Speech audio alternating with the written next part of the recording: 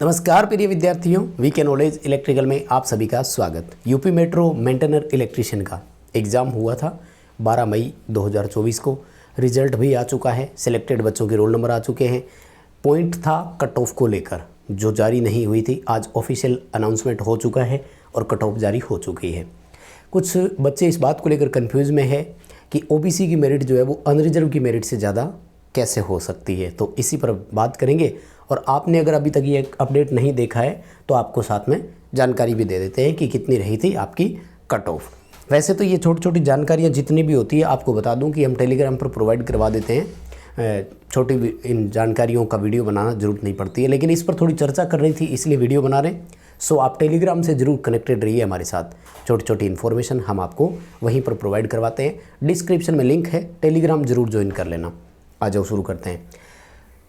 देखो जो एग्ज़ाम हुआ था उसके बाद में देखो ये रहा, पूरी डिटेल तो दिख ही रही है, बस इन्होंने क्लियरली मेंशन कर दिया है और सारी डिटेल आपको लिख करके दी है। ये देखो NE07 कोड था, मेंटेनर इलेक्ट्रिकल पोस्ट का नाम था।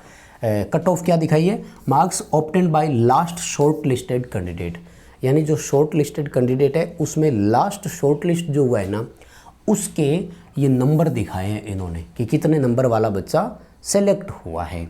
तो सबसे पहले अनरिजर्व कैटेगरी वाला जो कि सबके लिए ओपन था, 214 नंबर यहाँ पर मेरिट रही है माय डियर।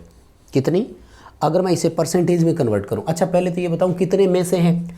तो देखो 300 नंबर का ये टोटल आपका पेपर था, शायद आपको याद होगा 100 क्वेश्चन थे और 3 नंबर का एक क्वेश्चन था आपका।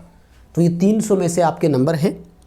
और अगर मैं इसको परसेंटेज में कन्वर्ट करूँ तो ये बन रहा है माय डियर 71.33, यानी 33 कर देता हूँ। चलो आप इसे राउंड फिगर में अगर ले जाए ना तो 72% ले जाओ। अब देखो वैसे तो किसी कंपटीशन एग्ज़ाम में 70% या 75% तक की मेरिट आजकल कोई मायने नहीं रखती है। आप सब बहुत टैलेंटेड हो और खूब पढ़ते हो। दूसरा पॉइंट ये भी था कि यहाँ ना सीटों की संख्या कम थी। जब सीटें कम होती है तो मेरिट ज़्यादा जा भी सकती है, लेकिन 70% मेरिट को वैसे तो अपन ज़्यादा नहीं मान सकते ना। तो इस मेरिट पे सिलेक्ट होना आई थिंक ठीक है। हालांकि अभी 1.5 गुना है, शॉर्ट लिस्ट तो डॉक्यूमेंट वेरिफिकेशन और उसके लिए है ना, फाइनल मेरिट है वो थोड़ी सी ऊपर और भी जा सकती है। फाइनल मेरिट 75% के आसपास पहुंच जाएगी। और उसके बाद में अनरिजर्व में कोई एक्स सर्विसमैन अगर था, यूपी का है, तो वो 1-2 कोई सिलेक्ट हुए हैं, एक सीट होगी आई थिंक, तो 56 नंबर वो सिलेक्ट हो गया। EWS वालों की अगर मैं बात करूं तो देखो 183 नंबर है। मुझे तो ना सबसे ज़्यादा बेनिफिट में यहाँ EWS ही नज़र आ रहा है भाई। 183 नंबर को अगर डिवाइड करेंगे हम 3 से ना, तो मात्र 61% मेरिट बनी है इनकी, देख लो। और अगर आंकड़ों में देखोगे ना तो सबसे कम इनकी मेरिट है। हालांकि ST की मेरिट 181 है, लेकिन ST मुझे नहीं लगता कि यूपी में इतने ज़्यादा है, क्या कम है तुलनात्मक रूप से। तो EWS वालों को तो देखो 10% आरक्षण का सीधा बेनिफिट मिल रहा है। हालांकि कितना फ़ायदा उठा पाए अब ये बच्चों पर डिपेंड है। पहले इन्होंने भी तो बहुत भुगता है। और उसके बाद में देखो EWS में यूपी की वुमेन अगर कोई है तो 202 नंबर से सिलेक्ट हुई है। देखो मेल से भी ज़्यादा मेरिट गई है उनकी। देखो अब आप सोचो, यानी अनरिजर्व की कोई फीमेल अगर EWS की कोई फीमेल अगर है तो 67.33% पे उसका सिलेक्शन हुआ है। मेल से भी ज़्यादा मेरिट उसे लेकर आनी पड़ी है। देखो क्योंकि सीटें कम होती है तो यही हाल होते हैं। OBC की देखो 218 नंबर है, यानी अनरिजर्व से भी 4 नंबर ज़्यादा चाहिए OBC वाले को। ज़्यादा क्यों गई है वो मैं रीज़न बताऊंगा आपको, समझिएगा बात को। 72.67% मेरिट बनी है, यानी इसको 73% चाहिए थे शॉर्ट लिस्टेड नंबर में भी आने के लिए। और उसके बाद में SC वाले बच्चों की 188 और ST वाले बच्चों की 181।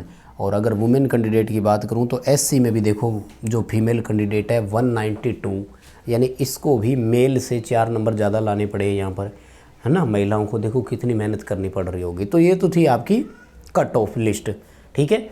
अनरिजर्व की 71.33, EWS की 61% और OBC की 72.67% और SC की 188 को अगर मैं परसेंटेज में कन्वर्ट करूं तो 62.66 बन रहा है, यानी 62.67 कर देता हूं।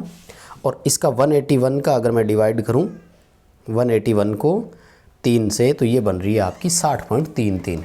तो ये है आपकी कट ऑफ जो शॉर्ट लिस्टेड हुए हैं उनके हिसाब से। अब बात करते हैं कि ऐसा हुआ क्योंकि मेरिट ऊपर चली गई ओबीसी वाले बच्चों की। ऐसा उस सिनेरियो में जाता है जब आपके सीटों की संख्या कम होती है, और इसमें भी सीटों की संख्या कम थी। दरअसल आजकल क्या कर दिया कि आरक्षण का जो लाभ है ना, रिजर्वेशन का लाभ जो है वो कर दिया अब ओनली वंस। इसको अगर डिटेल से समझना है ना तो मैंने आरक्षण पर 2 वीडियो बनाए हुए हैं, सर्च करना रिजर्वेशन वीके नॉलेज, वीडियो आएगा, विस्तार से डिटेल मिल जाएगी। ओनली वंस यानी आरक्षण का लाभ केवल आपको एक बार मिलता है। तो अब जैसे किसी बच्चे ने, ओबीसी वाले ने अगर एज में रिलैक्सेशन ले लिया ना, तो इस बच्चे को अब नंबर में छूट नहीं मिलेगी।